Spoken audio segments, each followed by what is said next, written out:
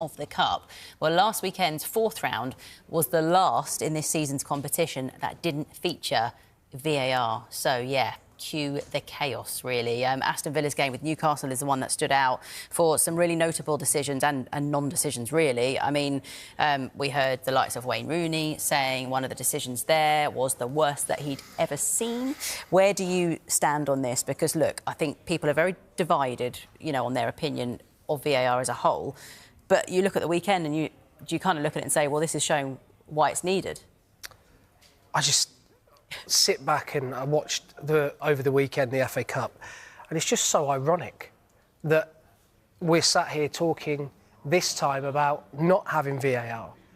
We've spoken so much about having VAR in the game, and the reason we have it in the game is because it helps the referees get to the correct decision. Whether they've given a correct decision or an incorrect decision, it helps them for the game to be played in the right manner. But I've just couldn't quite get over what we're seeing. You look at the handball that should have been a penalty in the Aston Villa Newcastle game, and I can't understand how they can get it so wrong.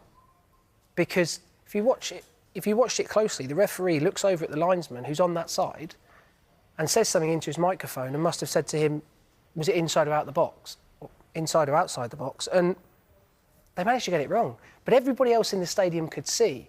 So are referees now too reliant on VAR, which has made them scared to make a decision? VAR has removed all of the emotion out of the game. You and I were talking before we came on and did the show that I wouldn't want to be a footballer now. And the reason for that is because the emotion has gone.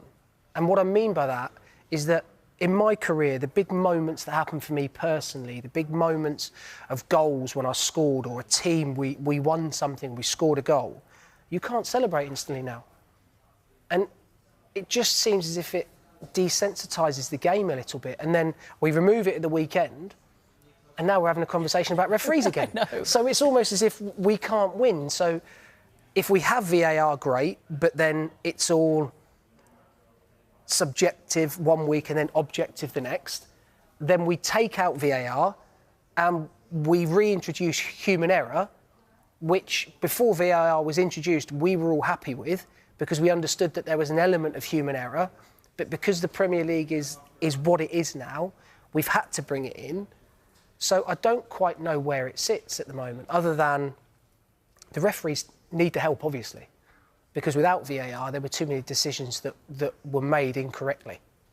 Well, Chris Kavanagh has actually now not been given a game this weekend as well. So is that the answer? He's now out of the firing line, I suppose, for a weekend.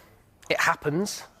It happens all the time when referees had bad games, or they made a decision, or they didn't make the right decision. They would have no fixture the next week. It happened when I was playing.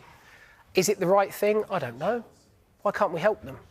There's a linesman there for the Aston Villa game when Digne very clearly handballs it 3 yards inside the box and there's a free kick given. There's still 4 officials, so there's still 4 sets of eyes. And everybody else in the stadium could see that that decision was the wrong one, but the referee and his assistants couldn't. Look, I'm fine with it, accepting that they're human. But for the life of me, I don't understand why we don't have VAR in the Premier League and throughout all of the cup competitions.